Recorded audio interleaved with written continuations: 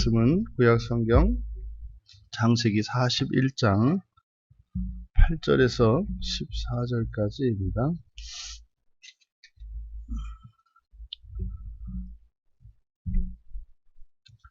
우리 같이 한 목소리로 함께 읽겠습니다. 아침에 그의 마음이 번민하여 사람을 보내어 애굽의 점술가와 현인들을 모두 불러 그들에게 그의 꿈을 말하였으나 그것을 바로에게 해석하는 자가 없었더라. 술 맡은 관원장이 바로에게 말하여 이르되 내가 오늘 내 죄를 기억하나이다. 바로께서 종들에게 노하사 나와 떡 굽는 관원장을 친위대장의 집에 가두셨을 때에 나와 그가 하룻밤에 꿈을 꾼즉 각기 뜻이 있는 꿈이라. 그곳에 친위대장의 종된 히브리 청년이 우리와 함께 있기로 우리가 그에게 말하매 그가 우리의 꿈을 풀되 그 꿈대로 각 사람에게 해석하더니 그 해석한 대로 되어 나는 복직되고 그는 매달렸나이다. 이에 바로가 사람을 보내어 요셉을 부르매 그들이 급히 그를 옥에서 내놓은지라. 요셉이 곧 수염을 깎고 그의 옷을 갈아입고 바로에게 들어가니. 아멘. 바로의 번민과 요셉이라는 제목으로 말씀의 은혜를 나누고자 합니다. 이제 꿈을 꾼 바로가 번민에 쌓였습니다. 이제 우리말 성경에 마음이라고 번역된 것이 루아흐의 번역인데, 루아흐 이것은 이제 영혼으로 번역을 해야 옳습니다. 그래서 그의 영혼이 번민했다. 여기서 이제 번민하다라고 우리말로 번역한 이 말은 이제 파암이라는 말인데, 이거는 뭐 밀치다, 찌르다, 그래서 뭐 강요한다 이런 의미입니다. 그러니까 그의 영혼이 뭐 밀침을 당했다, 뭐 찔림을 당했다. 그러니까 뭐 강박당하다, 뭐 이렇게 하면 될 것 같습니다. 그의 영혼이 강박당했다. 그러니까 간밤에 꾸었던 그 꿈으로 인해서 자신의 이런 생각과 감정을 통제할 수 없는 그런 상태였던 것 같습니다. 그러니까 뭐 내 심장이 조여오는 것 같다. 뭐 이렇게 옥죄어 오는 것 같은, 뭐 이렇게 치받치는 것 같은 이런 상태인 거죠. 그래서 이 바로가 그 꿈으로 인해서 얼마나 두려워하고 그리고 고통스러운가를 알 수 있습니다. 그래서 이제 그가 이제 그 꿈의 의미를 밝혀내기 위해서 애굽의 점술가와 현인들을 모두 불렀다. 우리말 성경은 이렇게 그냥 똑같이 모두를 한 번 쓰고 있습니다만, 애굽의 점술가, 이 점술가는 애굽이 수식하고 있고요. 현인들은 애굽의 수식을 받지 않아요. 그러니까 애굽에 있는 모든 점술가와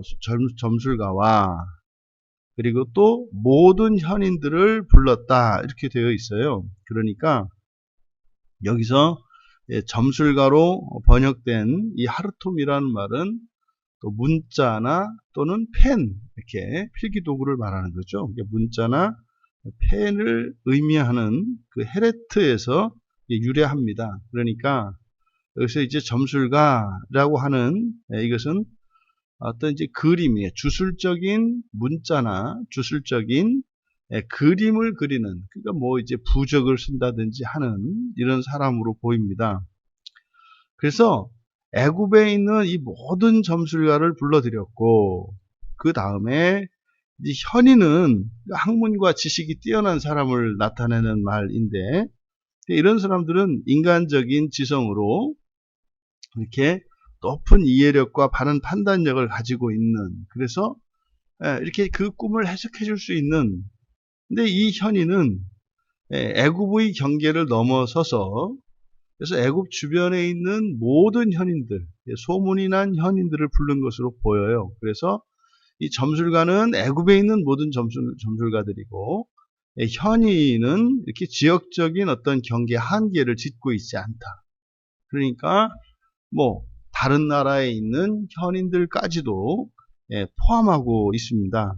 그러니까 그들을 이제 불러들인 거예요.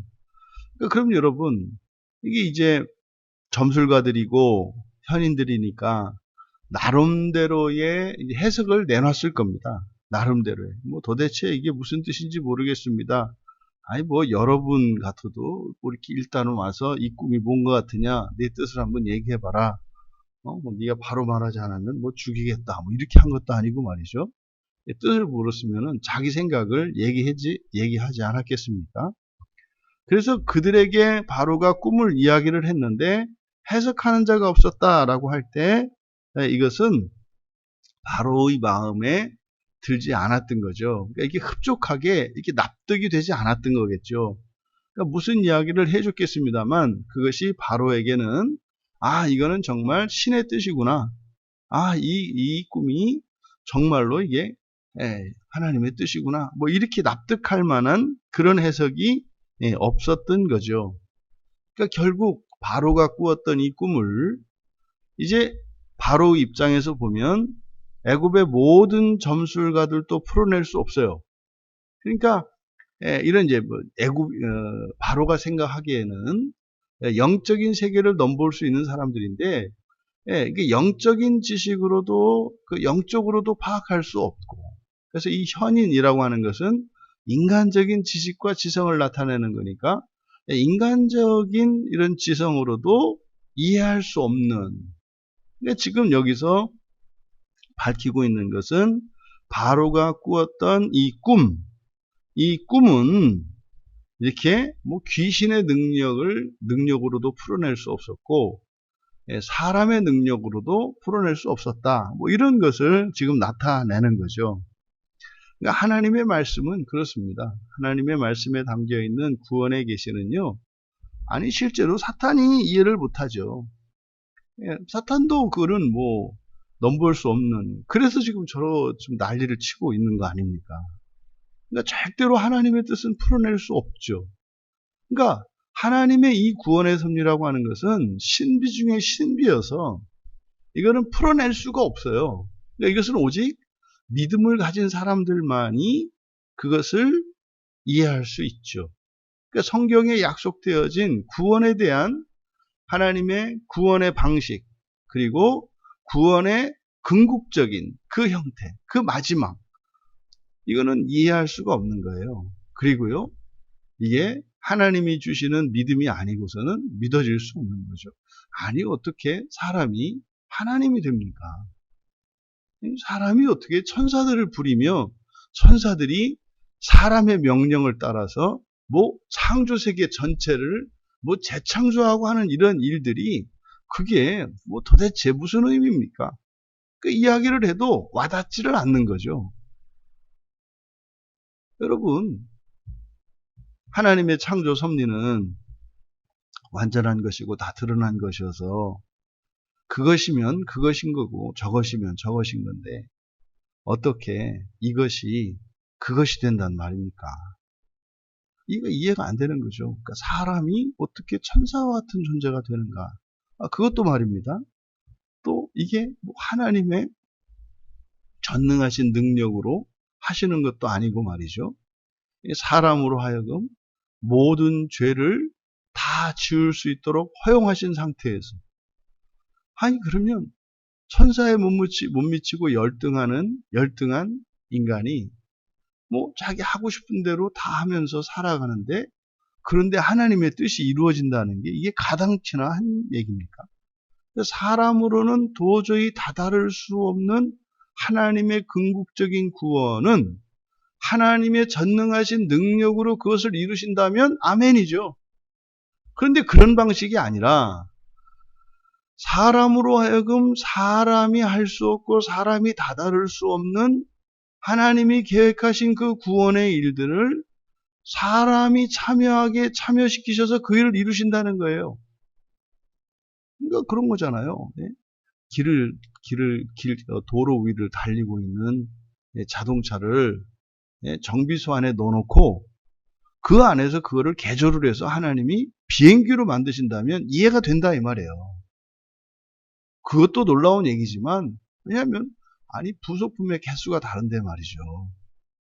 그것도 놀라운 일인데, 그래도 그건 하나님이 전능하시니까 그건 뭐 그나마 이해할 수 있다 이 말이에요. 왜? 하나님의 전능성으로 이해할 수 있죠. 근데 그게 아니라 이 자동차들로 도로 위를 계속 달리라는 거예요. 계속 달리면은 이게 비행기가 된다는 거예요. 이게 가당치 않은 얘기예요. 그러니까 이게 비행기가 되려면 멈춰야 되고, 이게 정비소 안으로 들어가서 이걸 해체시키고 뭐를 해야 이게 바뀔 수 있는 건데, 어떻게 지 마음대로 살게 해놓고 그 지 마음대로 사는 거는 사실은 인간답지도 못하게 사는 거거든요. 근데 아니, 인간이 인간답지도 못하게 살도록 허용하셨는데 어떻게 인간이 인간을 초월하는 존재가 되냐 이 말이에요. 이게 그래서 하나님의 구원의 방식은 이해할 수가 없는 거예요. 그리고 무슨 일을 하려면 능력으로 해야죠. 능력으로. 근데 오히려 그 자동차에 쳐서 돌아가신다는 거 아닙니까? 그것도 누가? 하나님이. 그러니까 그런 거예요. 자동차가 도로 위를 막 달리는데 어느 순간이 되면 하나님이 오셔가지고 그 차에 받쳐서 돌아가시는 거예요. 근데 차에 받쳐서 돌아가시는 하나님이 벌떡 일어나시는데 갑자기 벌떡 일어나니까 이 자동차가 막 들썩들썩 바뀌기 시작하더니 하나님처럼 변한다는 얘기거든요. 그러니까 이거는 하나님의 이 구원의 섭리는 사람으로는 도저히 알 수도 없고 심지어 천사들조차 이해할 수 없는 신비 중에 신비다. 이게 또 뭐 한 사람만 일어납니까? 같이 일어나잖아요. 함께 일어나잖아요.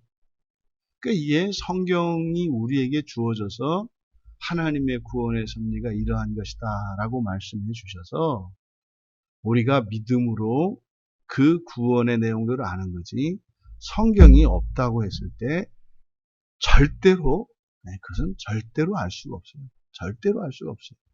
그러니까 실제로 이렇게 성경이 우리에게 성경으로 완성되기 이전에는 구원에 대한 계시라고 하는 것이 좀 모호하고 가려진 부분이 분명히 있었던 거죠. 그러니까 지금 이 바로의 꿈, 두 관원장의 꿈, 이것은 하나님의 구원의 섭리에 대한 구원 계시를 나타내고 있는데, 이것은 하나님이 아니고서는, 우리를 창조하시고 우리를 구원하시는 하나님의 믿음이 아니고서는 이것은 풀어낼 수 없는 지식이다라고 하는 것을 알 수 있어요. 그런 의미에서 우리가 성경을 통해서 이 구원의 계시를 알고 정말 하나님이 사람이 되어 이 땅에 오셔서 우리를 대신하여 우리가 나아갈 길을 보여주시고 그렇게 사시며 마침내 모범이 되어주셔서 주님을 따라갈 수 있도록 하셨던 이 놀라운 이 구원의 섭리는, 이거는 뭐 지식 중에 지식인 것이고 신비 중에 신비인 것이죠. 그때 이제 술 맡은 관원장이 이때 번쩍 생각이 난 겁니다. 술 맡은 관원장이 바로에게 말하여 이르되 내가 오늘 내 죄를 기억하나이다. 이게 이제 우리식으로 얘기하면 뭐예요? 깜빡했습니다. 이거죠. 뭐 이 죄라는 게 뭡니까? 까먹고 있었다는 얘기죠. 까먹고 있었다는 얘기죠. 그래서 죄는 결핍이다. 그러니까 이 술 맡은 관원장이 야곱과 이 술 맡은 관원장 사이에 있었던 약조를 잊고 있었던 것이 생각이 난 겁니다. 그러니까요. 이 자리에 데려왔어야 하는 사람이 바로 그 히브리 청년 요셉이었구나. 이게 생각이 난 거죠. 그러니까요. 지금 바로가 명령을 내렸을 때 애굽의 모든 점술가와 모든 현인들을 데려와라 했을 때 요셉을 빠뜨린 거죠. 요셉을 데려왔어야 하는 거죠. 그래서 이것을 술 맡은 관원장이 자신의 죄라고 이야기한 것이다.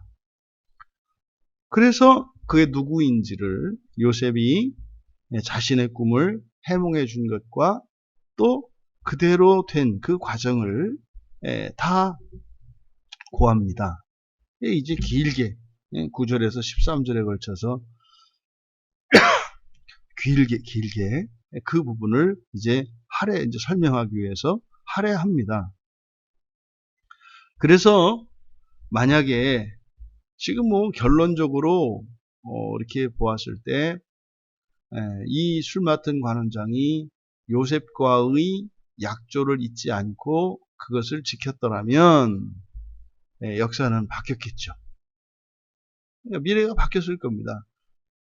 왜냐하면 지금 술 맡은 관원장이 요셉을 기억하지 못해서 그 뒤에 일어난 사건들이 그것의 결과이거든요. 그러니까 미래는 바뀐단 말이에요. 그러니까 우리의 오늘에 의해서 미래가 바뀝니다. 나 개인의 미래뿐만 아니라 나라와 민족과 시대의 미래가 바뀐단 말이에요. 그 만약에 그때 뭐 이야기를 했더라면 뭐 여러 가지 가능성을 생각할 수 있겠죠. 그때 뭐 술 맡은 관원장이 바로에게 이야기했다면 바로가 믿지 않았을 수 있고요. 그러다가 이 꿈을 꾸고 나서 뭐 그때는 너 그때 지난번에 얘기했던 그 히브리 청년을 좀 데려와라 뭐 이런 식이었든지 아니면은 만약에 술 맡은 관원장이 요셉과의 약조를 지켜서 자기 자신의 자리에 복직이 되었을 때 그 사실을 바로에게 아뢰고 바로가 술 맡은 관원장의 말을 듣고 요셉을 등용을 했더라면 그러면 사실 뭐 이 애굽에 이런 큰 흉년이 없을 수도 있고 다른 방식으로 이렇게 될 수 있었겠죠. 그러니까 이렇게 우리가 하나님의 계시를 밝히 깨닫고 그것을 따라 살아가는 일들이 이미 재창조 일에 참여하는 거예요. 우리가 첫째 부활에 참여해서 온 세상을 재창조하는 일이 그때만 하는 것이 아니라 지금도 하고 있는 게 되죠. 왜요? 나의 선택과 나의 결정에 따라서 세상이 바뀌니까 말입니다. 그것뿐입니까? 우리의 본성이 바뀌면 과거도 바뀌고 미래도 바뀌고 이 바뀐다는 의미가 뭐예요? 재창조되어 가는 거잖아요.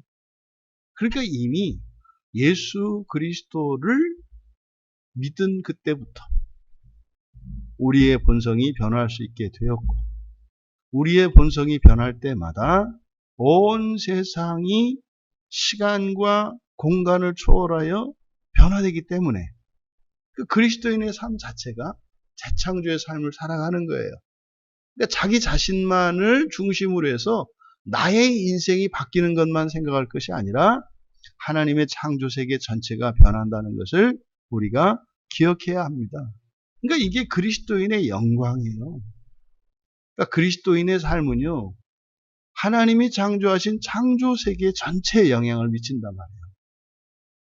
물론 이것은 개인의 역량에 따라서 그리고 정말 부활하여 천사들을 통해서 온 우주 전체를 변화시키는 그만큼은 아니겠죠.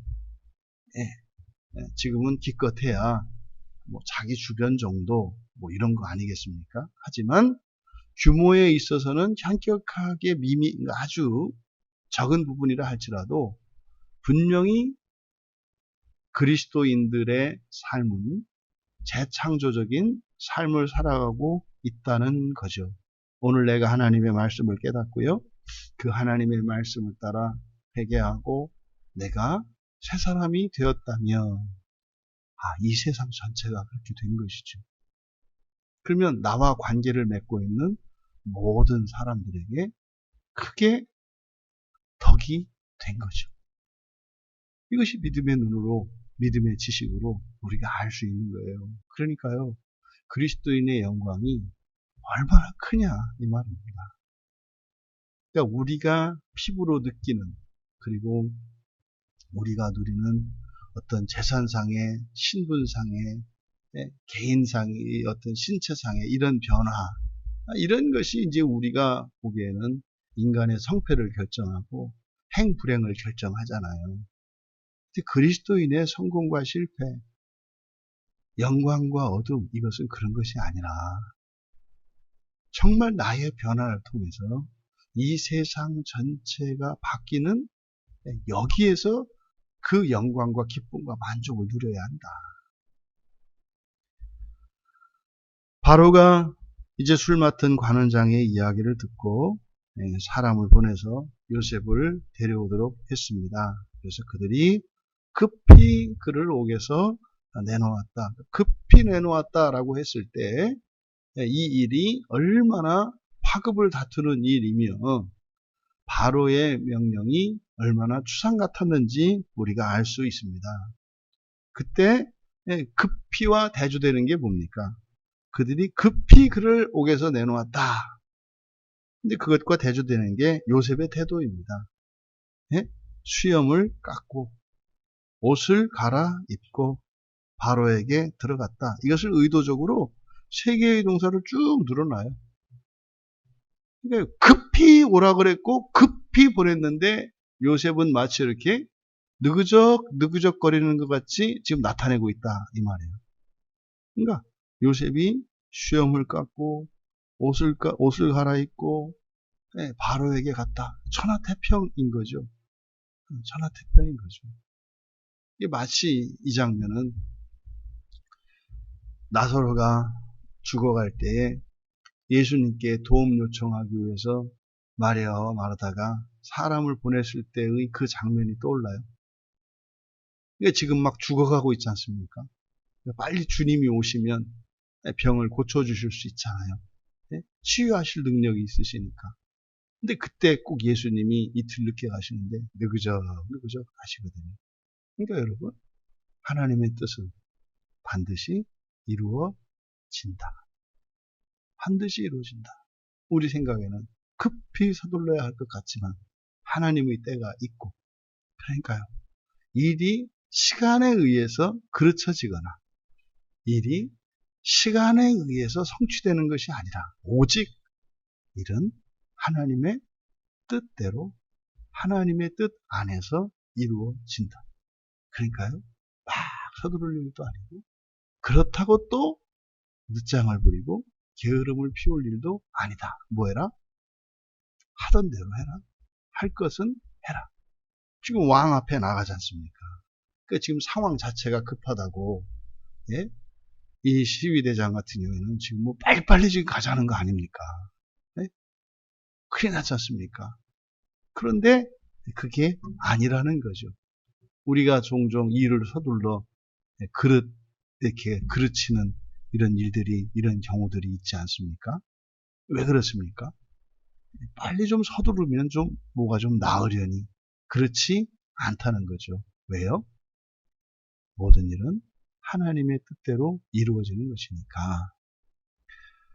그러니까 바로에 대한 요셉의 예우를 의미하는 거죠. 그 왕 앞에 나아갈 때에 마땅한 신민의 백성의 도리인 겁니다. 서둘러서 헐레벌떡 갔을 때 실제로 뭐 이것 때문에 잘못될 수도 있는 거죠. 그래서 우리가 우리의 일상을 지키고 도리를 지키는 일은 너무나 중요하다. 왜요? 사람에게는 그것이 큰 의미가 있기 때문입니다. 하물며 하나님께 지켜야 하는 마땅한 도리와 또 하나님께 마땅히 올려드려야 할 이런 예우는 절대적으로 필요한 거죠. 절대적으로 필요한 거죠. 하나님이 우리를 구원하시고 이 세상을 구원하시는 그 일에 우리의 마땅한 도리와 또한 우리가 하나님께 돌려야 할 그런 영광이 있다는 것을 우리가 잊어서는 안 됩니다. 지금 이 사건을 통해서 이 바로의 이런 번미 바로가 그 영혼이 고통을 겪었던 이 사건을 통해서 우리가 얻을 수 있는 교훈을 꼽아보자면 첫 번째로 하나님의 뜻을 알지 못할 때 우리의 영혼은 고통을 겪는다는 거죠. 하나님의 계시가 주어졌습니다만 바로가 그 계시의 뜻을 이해하지 못하고 알 수 없었을 때 그것이 그에게는 고통이 되었다는 겁니다. 그러니까 바꿔 말하면 우리의 영혼이 고통을 겪는 그 이유, 원인이 뭐라는 거예요? 하나님의 뜻을 따라 살지 않고 하나님의 뜻을 알지 못할 때 우리의 영혼은 고통을 겪는다는 것을 우리가 알 수 있습니다. 그러면요. 지금 이 바로가 영혼의 고통을 겪었던 것은 하나님의 계시가 없어서가 아니라 먼저 하나님의 계시가 주어졌죠. 꿈을 통해서. 그러니까 하나님의 계시가 주어졌을 때 그것이 온전히 그에게 유익이 되고 그것이 정말 복음이 되기까지는 계시가 먼저 주어지고 그 계시를 아는 과정을 거쳐야 한다. 그러면요. 이 영혼이 겪는 고통과 하나님의 계시와 하나님의 뜻을 아는 것에 이 상관관계를 따져보면 만약에 우리가 인생 가운데에서 이런 영혼의 고통을 겪어요. 근데 그것은 어떤 사건으로 인해서 그럴 수도 있고 또 뭐 심리적으로 그럴 수도 있고 어쨌든 우리가 이런 환난을 만날 때 우리가 환난이라고 느낄 때 고통이라고 느낄 때 이때는 이미 우리에게 뭐가 주어진 거예요? 하나님의 계시가 주어진 거라는 거죠.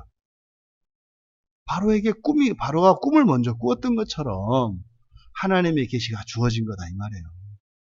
꿈을 꾸었든지 아니면은 하나님의 말씀인 성경을 통해서 무엇인가를 깨닫게 하셨든지 아니면 일상생활 가운데에서 하나님께서 보여주신 표적이나 뭐가 있다 이 말이에요. 그러니까 이거를 여러분 우리가 이렇게 기억하시고 우리의 프로세스로 넣어야 되는 거예요. 내가 괴로워요. 어떤 게 너무 죽겠는 거예요. 그러면 그때 우리가 생각해야 되는 게 뭐예요? 내가 모르는, 내가 깨닫지 못하고 있는 하나님의 뜻이, 하나님의 계시가 나에게 주어졌구나. 뭐지? 그동안 내가 들었던 설교 가운데에서 그럼 여러분들이 설교 노트를 찾아본다든지 뭐 해야 되지 않겠습니까? 아니면 일상 가운데에서 그러면 일어난 일들을 정리해 보지 않겠습니까? 이런 과정이 필요한 거죠. 그러니까 괴롭다. 영혼이 고통스럽다. 이거는 뭐예요? 하나님의 뜻이 계시가 주어진 거예요, 이미. 그러면 그것을 우리가 그 고통 가운데에서 절망하거나 거기서 어떻게 벗어날 것인가 막 그냥 몸부림을 할 필요가 없죠. 그 몸부림하는 게 뭡니까? 애굽에 있는 모든 점술가들을 불러들이고 현인을 불러들여서 하는 이게 지금 노력하는 거잖아요. 이 방법 저 방법 이 사람 저 사람을 찾아다니고 이렇게 하는 거잖아요. 그렇게 해서 될 일이 아니다. 뭐를 알아야 돼요? 하나님의 뜻을 알아야 되는 거죠. 하나님의 뜻을 알 때 그 고통에서 벗어날 뿐만 아니라 그 계시 안에 담긴 구원의 그 하나님의 계시를 발견해서 유익을 얻을 수가 있는 거죠. 그러면요, 우리가 인생에서 겪는 모든 고통은 하나도 헛된 것이 없고 겪은 고통의 몇십 배가, 몇백 배가 되는 더 큰 유익을 얻을 수가 있는 거지 않습니까? 그러니까 우리가 이런 영혼의 고통을 겪고 인생의 환난을 만나고 이거 두려워할 필요가 없는 거예요. 그러면 지금 결국 이 바로가 답을 찾은 게 뭐였어요? 요셉을 데려오는 거였잖아요. 하나님의 사람을 찾아 도움을 얻는 거예요. 하나님의 사람을 찾아서 도움을 얻는 거예요. 근데 그 하나님의 사람이 어디 있습니까? 그게 교회입니다. 그게 교회예요. 그래서 실제로 우리들이 인생을 살아가다가 도저히 해결할 수 없는 자기 능력으로 감당할 수 없거나 그럴 때 그런 고난과 환난에 떠밀려서 교회의 문지방을 넘는 일들이 많이 일어나지 않습니까? 바로가 지금 그런 경우인 거죠. 그래서 우리가 정말로 영혼의 고통 가운데 인생의 인생이 환란에 처해져 있는 것 같을 때 그것의 근본적인 해결책은 이미 나에게 주어진 하나님의 계시의 뜻을 발견하고 거기에서 구원의 길로 나아갈 때에 그 상황이 고통의 상황이 아니라 바로 한 걸음 더 구원을 향하여 나아갈 수 있도록 주셨던 하나님의 계시가 순기능함으로써 그 문제가 해결되는 것임을 우리가 기억해야 한다. 여러분, 이 바로가 꿈을 꾸었고 이제 요셉을 데려오기까지 일어났던 이 과정을 통해서 실제적으로 우리들이 인생에 살아가는 지혜를 얻고 그것이 우리의 실제의 삶에 유익이 될 수 있기를 주님의 이름으로 축원합니다. 존귀하신 하나님, 성경이 없던 그 시절에 애굽의 왕인 바로가 꿈을 통해 하나님의 계시를 받고 또 그 계시를 통하여 구원하시고자 하시는 하나님의 구원의 일들이 성취되기까지 일어났던 그 과정을 통해서 오늘을 살고 있는 저희들에게 참된 지혜가 되었고 교훈이 되었습니다. 하나님 주신 이 말씀이 저희들이 살아가는데 힘이 되게 하시고 유익한 주님의 구원의 길이 되게 하옵소서. 감사하며 예수님의 이름으로 기도하옵나이다.